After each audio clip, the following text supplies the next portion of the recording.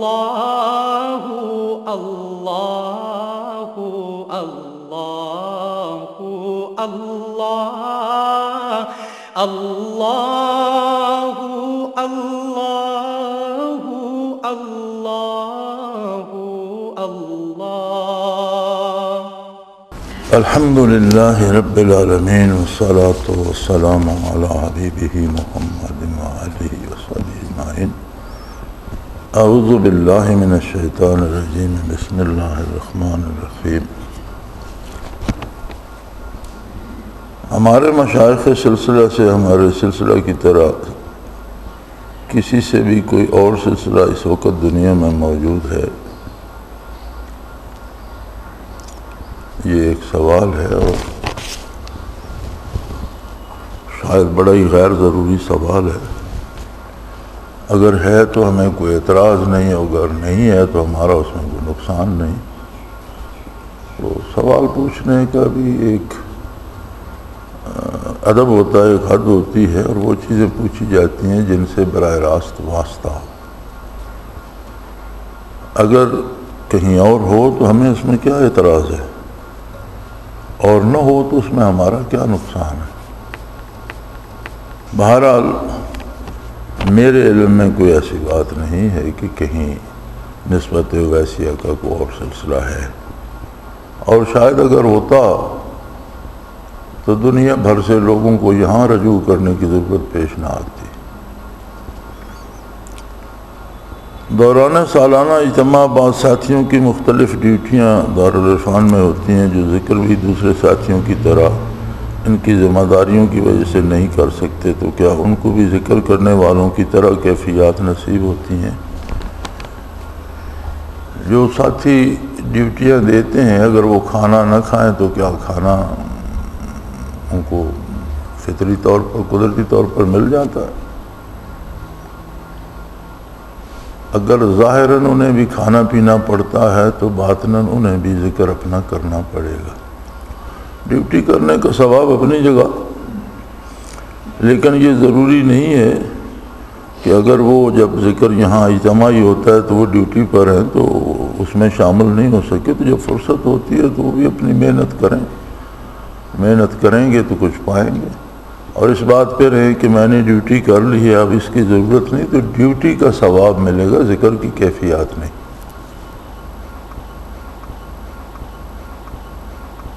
قلت کلام، قلت طعام اور قلت اخلاق مع الانام کی تصوف میں کہاں تک اہمیت ہے؟ غالباً یہ پہلے بھی گزر چکا ہے کہ نسبت اویسیہ کے علاوہ جتنے بھی سلاسل ہیں ان لوگوں میں یہ قوت نہیں ہوتی کہ وہ ایک توجہ سے لطائف منور کر لیں، تو وہ کوشش یہ کی جاتی ہے کہ بندے کو وہ کھائے کم، سوئے کم، لوگوں سے کم ملے، اور اس طرح سے اسے کچھ یکسوئی حاصل ہو، اور پھر اسے توجہ دی جائے تو کچھ نہ کچھ اس میں تبدیلی آئے۔ اور یہ بڑا انتہائی مشکل کام ہے کہ آدمی اپنی نارمل زندگی بھی گزار رہا ہو اور اس کے ساتھ اسے تصوف کی کیفیات بھی القاء کی جائیں، اور اس پر واقعی ان کا اثر مرتب ہو، اور اس کی زندگی میں مثبت تبدیلی آئے، اور وہ اللہ کی نافرمانی چھوڑ کر اطاعت کی طرف آ جائے۔ تو ہمارے ہاں چونکہ اللہ کریم نے یہ قوت رکھی ہے، لہذا یہاں اس طرح کی کوئی پابندی نہیں لگائی جاتی، لیکن اگر غیر ضروری طور پر گپ شپ نہ لگائی جائے، یا کھانے میں نبی کریم صلی اللہ علیہ وسلم کا جو طریقہ ہے کہ دو نوالوں کی بھوک رکھ کر کھایا جائے، وہ جسمانی طور پر بھی صحت کے لیے ضروری ہے، اور روحانی طور پر بھی ضروری ہے کہ پیٹ کو اندازوں نہ بھرا جائے، ایک دو نوالوں کی طلب باقی ہو تو کھانا چھوڑ دیا جائے۔ اور اسی طرح یہ قلت کلام لکھ دیا آپ نے، یہ قلت منام ہے۔ اخلاق مع الانام ہو گیا تو پھر قلت کلام تو خود بخود ہو گیا۔ کم سونا ہے، کم سونا، کم کھانا، لوگوں سے کم ملنا۔ قلت منام، قلت طعام، قلت اخلاق مال انام، کم سونا۔ تو ہمارے ہاں کم سونا اتنا کافی ہے کہ عشاء باجماعت پڑھ لے، ذکر کر لے اور تہجد کے لیے اٹھ جائے۔ تو اس زیادہ ظاہری جو ہے تکلف اس کو اہمیت نہیں دی جاتی، بلکہ توجہ سے اور القاء سے اللہ کریم مہربانی فرماتا ہے، لطائف روشن ہو جاتے ہیں۔ آج کل عوام بالخصوص پڑھے لکھے لوگوں میں قرآن فہمی کا شوق پیدا ہو رہا ہے، لیکن اکثر تراجم پاکستان سے بھی کافی پہلے کے ہیں۔ بعض الفاظ متروک ہو چکے ہیں، بعض اپنا مفہوم کھو چکے ہیں، بعض مقامات پر ترجمہ کی اصلاح بھی ہونی چاہیے۔ مثلا اللہ کا ترجمہ خدا کیا گیا ہے، سورۃ والضحیٰ میں خدا کا دالن کا ترجمہ گمراہ بعض لوگوں نے کیا ہے۔ وما ابرئ نفسی کو حضرت یوسف علیہ السلام کا قول بنایا گیا ہے۔ ما تقدم من ذنب کا ذنب کا ترجمہ بھی مناسب الفاظ میں ہونا چاہیے۔ عربی کی جو الفاظ اردو میں مستعمل ہیں، کیا ان کا مزید ترجمہ بھی غیر ضروری ہے؟ سلسلہ عالیہ کی طرف سے اگر بہتر ترجمہ سامنے آ جائے تو فائدہ ہوگا۔ بات تو آپ کی ٹھیک ہے، لیکن میرے خیال میں تو ہم نے بھرپور کوشش کی ہے، اور اسرار التنزیل میں ترجمہ بھی ہمارا اپنا ہے اور اس کی تشریح بھی۔ اور اسرار التنزیل میں آپ کو اللہ کا ترجمہ اللہ ہی ملے گا، خدا نہیں۔ خدا تو اللہ کا ترجمہ نہیں بنتا۔ خدا کے ساتھ تو خدا کا انگریزی میں ترجمہ ہے گاڈ، اور گاڈ کے ساتھ گاڈس بھی ہے، اور ہندی میں خدا کا ترجمہ دیوتا ہے اور اس کے ساتھ اس کی دیویاں بھی ہیں۔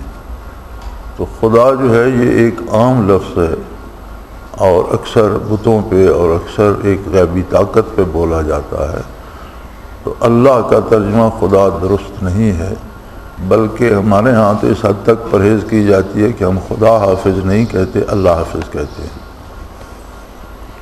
بوقت رخصت جو ایک مستعمل ہے عام جملہ خدا حافظ، تو کم از کم ہمارے ہاں تو یہ احتیاط کی جاتی ہے کہ خدا حافظ کی بجائے اللہ حافظ کہا جائے۔ رہی یہ بات کہ قرآن کو سمجھنے کے لیے سہل ہونا چاہیے، یہ بہت ضروری بات ہے۔ اور میرا کوئی یہ دعویٰ نہیں ہے کہ میں مفسر قرآن ہوں۔ مفسر قرآن ہونے کے لیے بہت بڑی علمیت کی ضرورت ہے، جو ہمارے پاس نہیں ہے۔ یہ بہت خوش نصیب اور بڑے باکمال لوگ تھے جو مفسر قرآن کہلائے، اور جنہیں قرآن حکیم کی تفسیر پہ وقت لگایا، عمریں صرف کر دیں، اور ایک ایک آیہ کریمہ کا ترجمہ لکھنے کے لیے ایک وسیع مطالعہ کی ضرورت ہے۔ لیکن جو کوشش کی گئی اسرار التنزیل میں، یا جو اب اکرم التفاسیر آ رہی ہے، یا پنجابی تفسیر جو بیان ہو رہی ہے، تو ان تینوں میں کوشش یہ کی جا رہی ہے کہ عام آدمی براہ راست آیہ کریمہ کا مطلب سمجھے، اور یہ سمجھے کہ اس سے میرا کیا تعلق ہے، مجھے اس میں کیا کرنے کو کہا جا رہا ہے یا کس کام سے روکا جا رہا ہے۔ تو اللہ کریم کا احسان ہے کہ یہ تفاسیر عام ہو رہی ہیں۔ پنجابی کی تفسیر دن میں 2 دفعہ دہرائی جاتی ہے ٹی وی پر، اور اکرم التفاسیر کا پہلا سپارہ آ چکا ہے، دوسرا اس اجتماع میں انشاءاللہ آ جانا چاہیے۔ اس میں بھی اسرار التنزیل ہی کی مزید وضاحت ہو گئی ہے۔ اسرار التنزیل میں کوشش کی گئی ہے کہ اتنا اختصار بھی نہ ہو کہ بات پلے نہ پڑے، اور اتنی تفصیل بھی نہ ہو کہ بندہ مفہوم سے ہٹ جائے۔ اکابر کی بہت قیمتی، نادر اور نایاب تفاسیر ہیں، اور ان پر بہت محنت کی گئی ہے، لیکن وہ ان لوگوں کے لیے ہیں جو وسیع العلم ہیں اور مزید تحقیقات چاہتے ہیں۔ کیونکہ ایک آیہ کریمہ پہ اگر انہوں نے 10 صفحے لکھ دیے ہیں اور اس کے شان نزول، اس کی گرامر، صرف و نحو، ان ساروں چیزوں پہ بحث کی ہے، اور پھر آگے اس کے مفاہیم پہ، پھر اس کے ساتھ احادیث مبارکہ نقل فرمائی ہیں اس مقصد کو واضح کرنے کے لیے، تو وہ مضمون اتنا طویل ہو جاتا ہے کہ ایک عام قاری جو عموماً عالم نہیں ہوتا، تو وہ اس سفر کی طوالت میں ادھر کھو جاتا ہے، اور جو بات وہ جاننا چاہتا ہے وہ اس سے چھوٹ جاتی ہے، وہ اتنے دور چلا جاتا ہے اس تفصیل میں کہ اصل معنی پہ واپس پلٹنا اس کے بس میں نہیں رہتا۔ مقامات کی بحث آ گئی، یہ آیہ کریمہ کس جگہ پہ نازل ہوئی تھی، اس کا محل وقوع کہاں ہے، وہاں کے لوگ کیسے تھے، وہاں موسم کیسے ہوتے تھے، وہاں کے حالات کیا تھے، تو یہ ساری چیزیں اگرچہ بہت قیمتی ہیں، لیکن ایک عام قاری کے لیے یہ ساری یہ نقصان دیتی ہیں کہ وہ بندہ ان تفاصیل میں کھو جاتا ہے، اور جو اصل بات وہ جاننا چاہ رہا تھا وہ اس سے گم ہو جاتی ہے۔ تو یہ کمزوری تفاسیر میں نہیں ہے، یہ کمزوری عام آدمی میں ہے۔ تو ایک آدمی کو ایک آیہ کریمہ کے ترجمے کے لیے اگر 10-12 اتنے بڑے سائز کے صفحے پڑھنے کو مل جائیں تو وہ اس کا مفہوم کہاں سے اخذ کرے گا، یہ اس کے لیے مشکل ہو جاتا ہے۔ ہاں وسیع العلم جو لوگ ہیں ان کی بات الگ ہے۔ تو عام آدمی کے لیے ہم نے کوشش کی، اسرار التنزیل اللہ کی توفیق سے لکھی گئی، 12 سال لگے اس پہ لکھنے میں، اب الحمدللہ اردو میں، انگریزی میں دستیاب ہے، اور اللہ کا یہ شکر ہے کہ روئے زمین پہ دستیاب ہے۔ میں نے غیر ملکی لائبریریوں میں بھی دیکھی، تو آئندہ بھی اپنی سی کوشش جاری ہے۔ اسی طرح والضحیٰ میں جو لفظ دالن ہے، اس کا ترجمہ گمراہ نہیں ہے۔ عربی وسیع معنی زبان ہے، اور بہت بڑے ایک واقعہ کو ایک جملے میں سمو دیتی ہے۔ تو لفظ دال جو ہے اس کے بھی بہت سے معنی ہیں، اور جو اہل حق نے یہاں لکھا ہے، جو حضور اکرم صلی اللہ علیہ وسلم کے لیے فرمایا گیا کہ وجدک ضالا فہدی، تو بڑی خوبصورت تشبیہ اہل علم نے دی ہے کہ ایک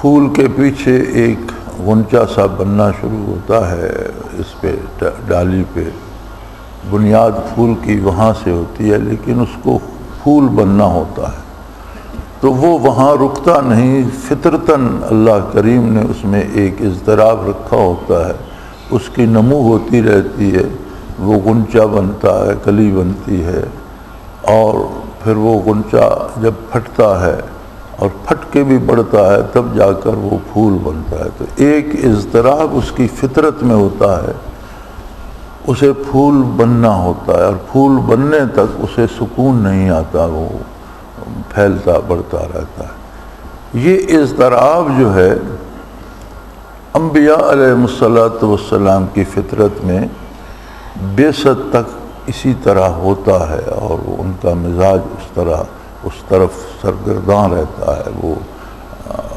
اخذ برکات ہوتی رہتی ہیں، تربیت ہوتی رہتی ہے، حتیٰ کہ بعثت نبوت کا وقت آ جاتا ہے اور نبوت کا اعلان ہو جاتا ہے۔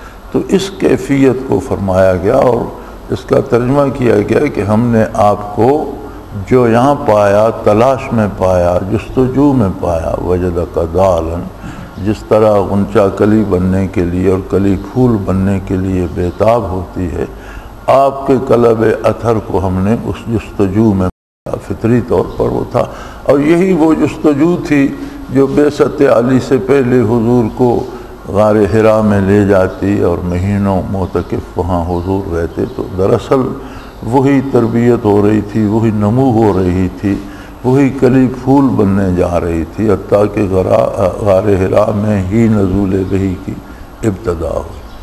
تو اب اس دالن کو گمراہ لکھ چھوڑنا تو بڑی عجیب سی بات ہے، سمجھ میں نہیں آتی۔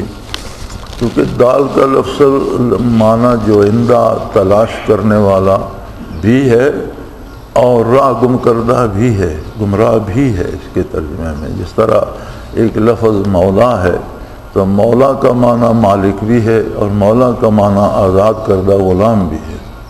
اب مالک اور غلام میں اب دن رات کا فرق ہے، لیکن جب وہ جملے میں استعمال ہوتا ہے اور جس ہستی کے لیے استعمال ہوتا ہے تو وہاں سے تعین ہو جاتی ہے کہ یہاں کون سا معنی ہے۔ اس طرح کے لفظ آپ کو انگریزی میں ملتے ہیں۔ پرنسپل کا معنی اصول بھی ہے اور پرنسپل کا معنی ایک ادارے کا سربراہ بھی ہے، تو پرنسپل کا معنی اور یعنی قریبی کسی بڑے افسر کے جو قریبی افسر ہوتے ہیں، یا پریزیڈنٹ کے ساتھ ایک ہوتا ہے اس کا پرنسپل آفیسر۔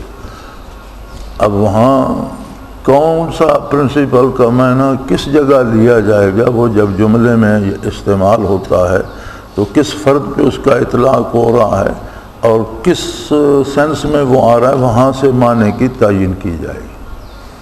تو اسی طرح اس لفظ دال کی بھی تعین کی جاتی ہے کہ کس جملے میں آیا اور کس ذات ستودہ صفات کے لیے اور یہاں کون سا معنی ہوگا۔ یہی وما ابری نفسی میں نے اگلے دن آپ کو قرآن کریم کھول کر بتایا کہ یہ بڑی حیرت کی بات ہے کہ بادشاہ سلامت نے اس بندے سے کہا کہ جاؤ یوسف علیہ السلام کو بلا لاؤ۔ انہوں نے فرمایا نہیں، پہلے ان خواتین سے تحقیق کی جائے، اور اس تحقیق کے دوران یہ جملہ عزیز مصر کی بیوی نے، وہ زلیخا تھی یا جو بھی تھی، استعمال کیا، اور اس کے بعد بادشاہ نے دوبارہ کہا کہ اچھا یہ تحقیق تو ہو گئی، اب انہیں لے کے آؤ۔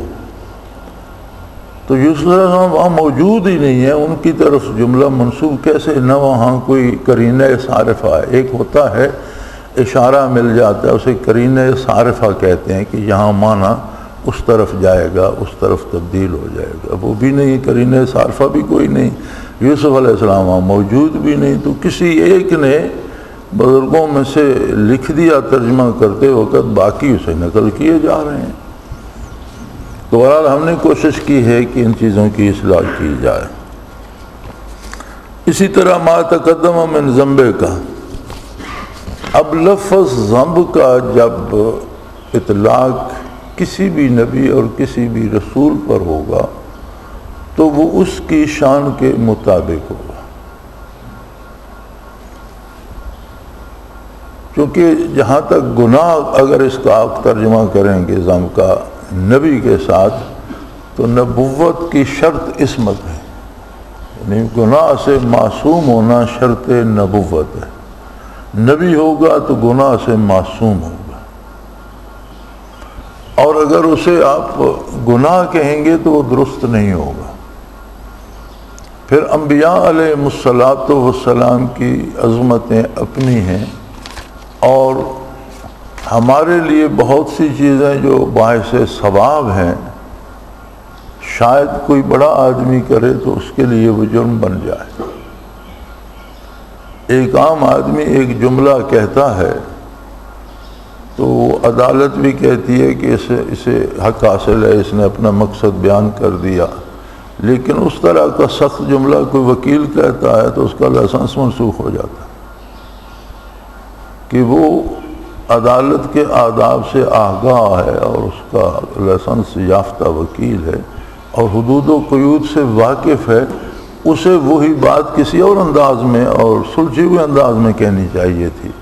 ایک عام آدمی ان چیزوں سے آشنا نہیں ہے، پڑھا لکھا نہیں ہے، چیخ چلا کر جج کے سامنے بات کر دیتا ہے، وہ اس کی سن لیتا ہے کہ بھئی یہ فریادی ہے، اسے تکلیف ہے، اس کی بات سنی جائے۔ تو یہ فرق پڑ جاتا ہے، اور جب انبیاء سے اس طرح کی بات کی جاتی ہے تو وہ ان کی شان کے مطابق باتیں ہوتی ہیں۔ پھر نبی کریم صلی اللہ علیہ وسلم شافع محشر ہیں،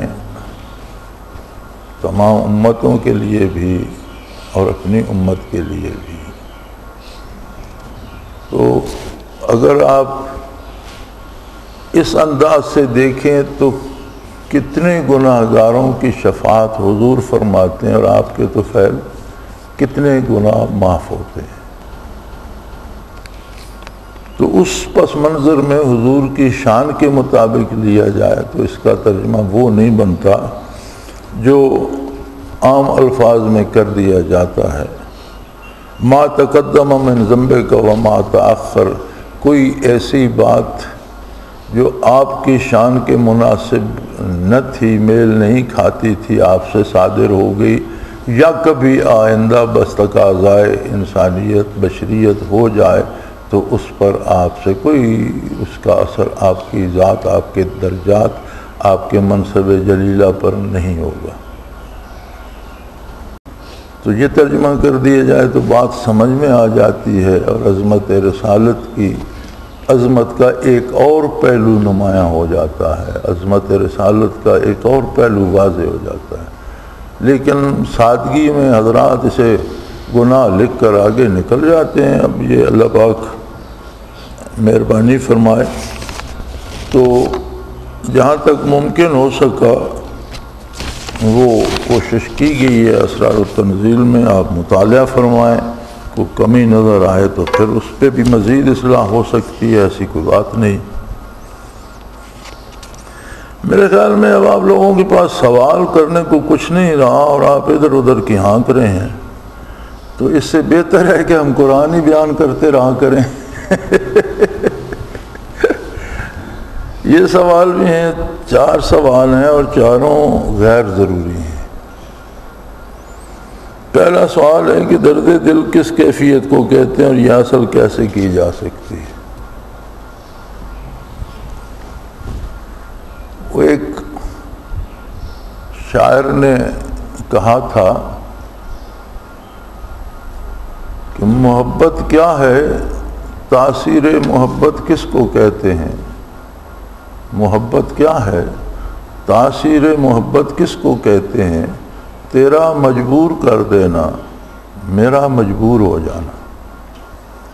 اور عربی شاعر نے بھی یہی مصرع اسی کو عربی میں دہرایا، مفہوم اس کا بھی یہی ہے، فَإِنَّ الْمُحِبَّ لِمَنْ يُحِبُّ مُطِيعُ، محبت کرنے والا محبوب کا بندے بے دام بن جاتا ہے۔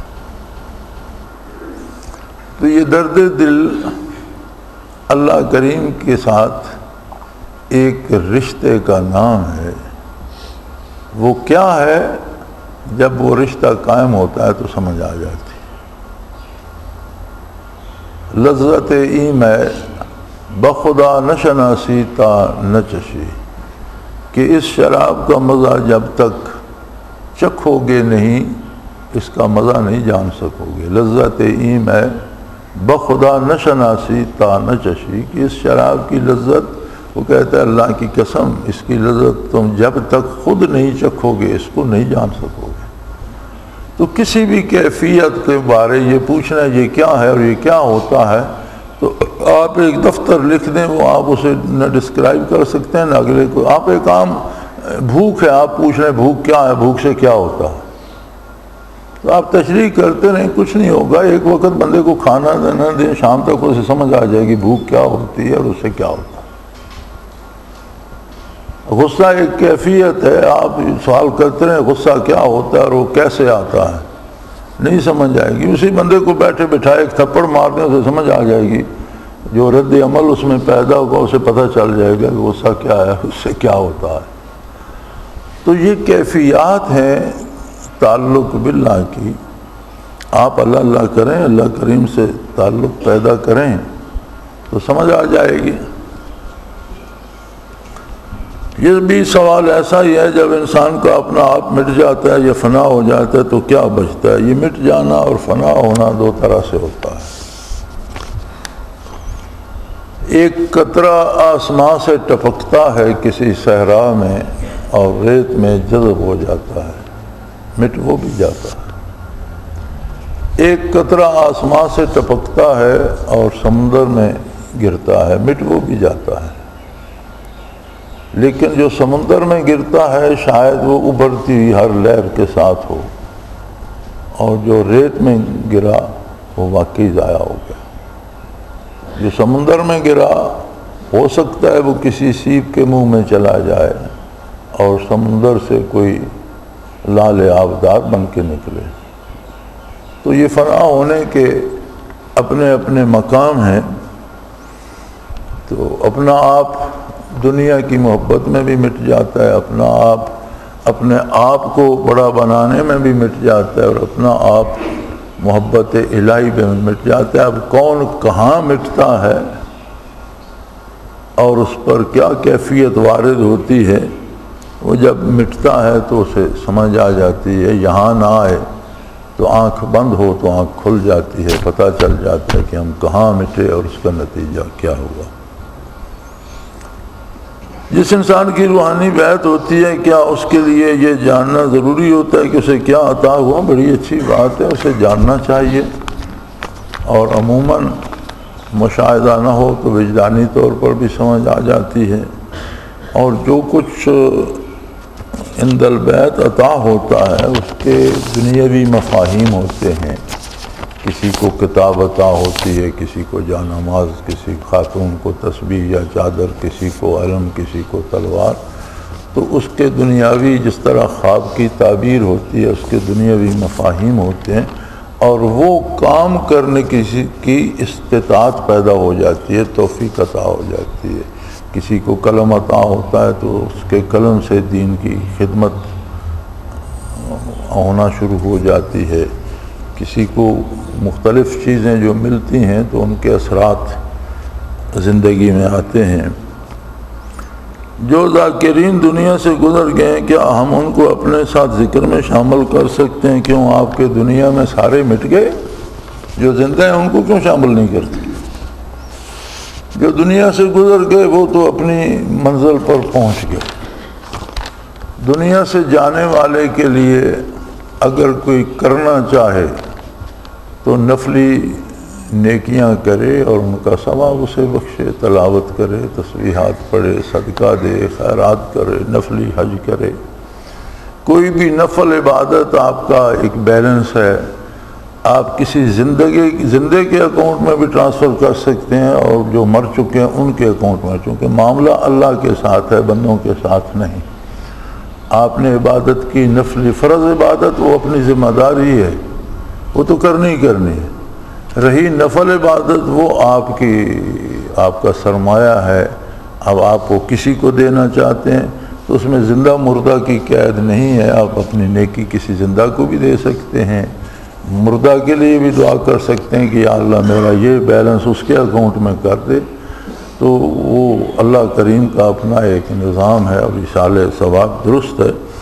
تو جو دنیا سے گزر گئے ان کے لیے اگر آپ چاہتے ہیں تو اچھی بات ہے۔ یہ ہمارا ایک سائیکولوجیکل مسئلہ ہے، یہ دینی سے زیادہ سائیکولوجیکل مسئلہ ہے کہ مرنے والے کے لیے سب کو فکر ہو جاتی ہے کہ یہ بخشا کیسے جائے، اور وہ جب تک زندہ رہتا ہے کسی کو کوئی فکر نہیں ہوتی کہ یہ کیا کر رہا ہے اور اس کا انجام کیا ہوگا۔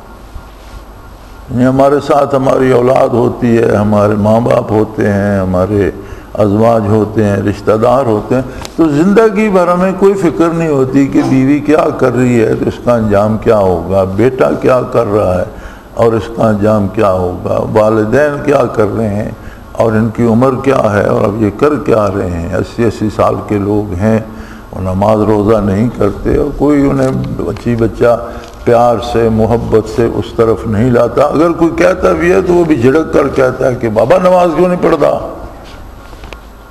وہ محبت جو مرنے کے بعد اختیار کی جاتی ہے وہ زندگی میں نہیں ہوتی، یعنی الٹا اسے جھڑکنے کے گناہگار ہوتے ہیں۔ کوشش کوئی نہیں کرتا کہ انہیں پیار و محبت سے کسی اچھی طرح، جب مر جاتا ہے سب کو فکر پڑ جاتی ہے اب یہ بخشا جائے۔ اب اس کا فائدہ لوگ اٹھاتے ہیں، حلوے مانڈے کھانے والے آ جاتے ہیں، وہ کہتے ہیں اتنے پیسے ہمیں دے دو، اتنے بکرے خرید کر دے دو، اتنی چادریں ہمیں دے دو، اتنا حلوہ پکا دو، ہم کھائیں گے، وہ بخشا جائے گا۔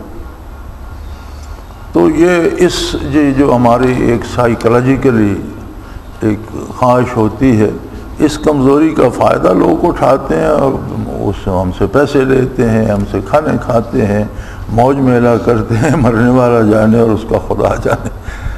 تو آپ جو مر چکے ہیں وہ تو اپنی منزل پر پہنچ گئے. اگر آپ کو زیادہ درد ہوتا ہے ان سے اور زیادہ پیار ہے تو آپ ان کے لیے نیکی جو نفلی کرتے ہیں اس کا ثواب پہنچائیں. یہاں عالم یہ ہے کہ جن لوگوں کے یہ سوال ہیں وہ یہاں دارالعرفان آ جائیں تو شاید 5 نمازیں پڑھ لیتے ہیں. یہاں سے جاتے ہیں تو نمازیں 5 کی 3 رہ جاتی ہیں اور ذکر کا تو اللہ ہی حافظ. یہاں میں نے ایسے لوگوں کو دیکھا ہے. آخرت تو ہمیں وہ یقین حاصل نہیں کہ ہم آخرت کے لیے کام کریں, اس کے لیے ایک مضبوط یقین چاہیے تب آخرت کے لیے کام ہوتا ہے. دنیا میں واقعی بعض خواتین کو جنات نے پکڑا اور بے پناہ تکلیف دی انہیں, سارے عاملوں سے اور سارے تعویذوں والوں سے اور سارے دم درودوں والوں سے پھر آ کر کچھ نہیں ہو سکا تو یہاں آ گئیں. اب یہاں صرف یہ ہے کہ جی بس نماز شروع کرو, 5 نمازیں پڑھو اور اللہ اللہ شروع کرو. کھانا 2 وقت مفت ہے, بجلی فری ہے, پانی فری ہے, رہائش فری ہے, کھاؤ پیو رہو, کوئی فیس کوئی چارجز نہیں. نماز کے پابند ہو جاؤ, نماز کو سمجھو, وضو کے مسائل سیکھو اور ساتھ اللہ اللہ کرو. لطائف روشن ہو جائیں گے, بدن میں انوارات آنا شروع ہو جائیں گے. تو جنات چونکہ انوارات سے جلتے ہیں, برداشت نہیں کر سکتے, از خود چھوڑ جائیں گے. اگر ان کی تکلیف میں آپ کو بتاؤں تو وہ شاید بتانے کے قابل بھی نہیں, اور اس سے پریشان بھی بہت ہوتی ہیں. جب یہاں سے جاتی ہیں 1-1.5 مہینے بعد پھر ایک فریاد بھرا خط آ جاتا ہے, جی پھر تکلیف ہے, کبھی خود آ جاتی ہیں. تو بڑا آرام سے میں انہیں کہتا ہوں کہ جب آپ نے جا کر نماز بھی چھوڑ دی, ذکر بھی چھوڑ دیا تو تکلیفیں تو پھر آنے. او جی نہیں, بس کوئی ہی چھوٹتی تھی نماز. آپ اپنی زندگی اور موت کا مسئلہ ہے تو آخرت کو تو جانے دیجئے. موت سامنے کھڑی ہے, ایک بیماری موت سے بھی بھیانک آپ کے سامنے ہے. اس سے بچنے کے لیے بطور دوا بھی نماز نہیں پڑھ سکتے. مرنے والے کی آپ کو بڑی فکر ہے کہ جو مر گئے انہیں ذکر کرایا جائے. جو مر گئے وہ اپنی منزل پا گئے, انہوں نے ذکر فکر کیا تو یہ اللہ کا احسان تھا, اللہ ان کا قبول فرمائے. آپ مرنے والوں کو چھوڑیے, ہم مکلف ہیں زندوں کے ساتھ سر کھپانے کے لیے. کوئی بندہ اس بات کا مکلف نہیں ہے کہ قبرستان میں جا کر واعظ نصیحت کرے, اور نہ قبرستان والوں کے پاس اب اس کی نصیحت قبول کرنے کی کوئی فرصت ہے. تو یہ ایک سائیکولوجیکل مسئلہ ہے, یہ دینی مسئلہ نہیں ہے. یہ ہماری سائیکی بن گئی ہے کہ جو مر گیا اب اس کا ایک تو دھوم دھام ہو.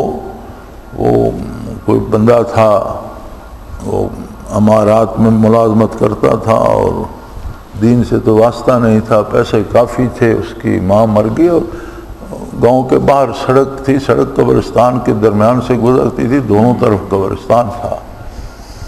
تو اس نے بڑی خوبصورت قبر بنوا کر اس پر بڑی قیمتی ٹائلیں وغیرہ لگا کر بہت اونچی کر دی ماں کی قبر اس پہ.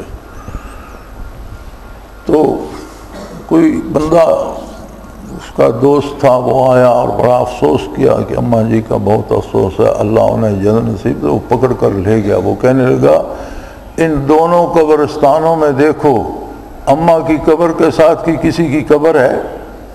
تو جو ہمارے بس میں تھا ہم نے کر دیا, آگے جنت دے یا دوزخ دے وہاں ہمارا داخلہ نہیں ہے.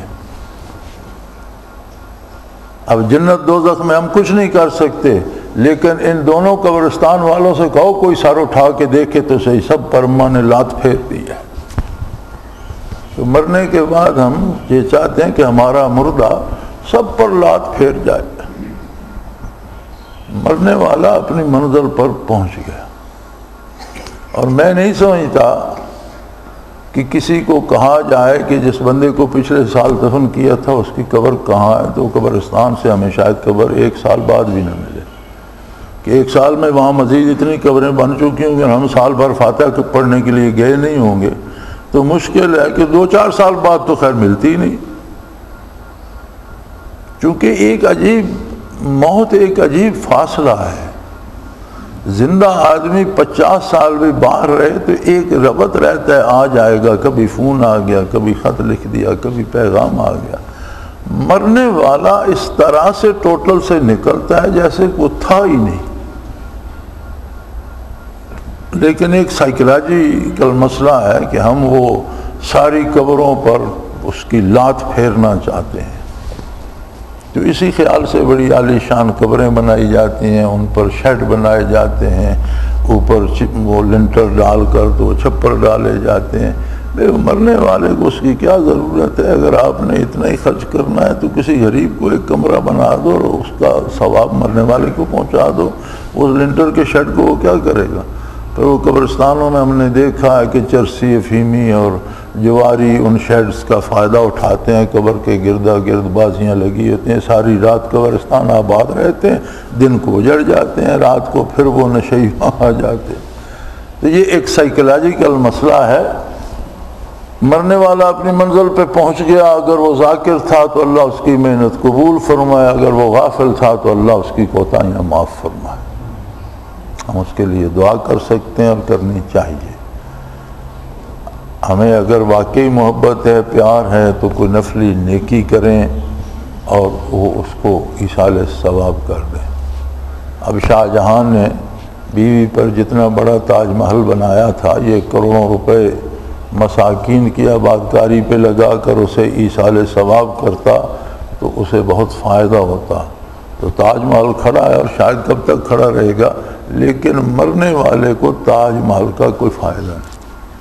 اس کی قبر عام قبرستان میں ہوتی یا وہ تاج محل میں دفن ہے، کوئی فرق نہیں پڑتا، برزخ میں اس کا کوئی اثر نہیں ہے۔ تو ہم میں سے بھی ہر ایک مرنے والے پہ ایک تاج محل بنانا چاہتا ہے۔ آپ مرنے والوں کی فکر چھوڑیں، زندوں کو اگر بچا سکتے ہیں تو ان کے لیے محنت کریں۔ اللہ توفیق دے۔ وآخر دعوانا الحمدللہ رب العالمین۔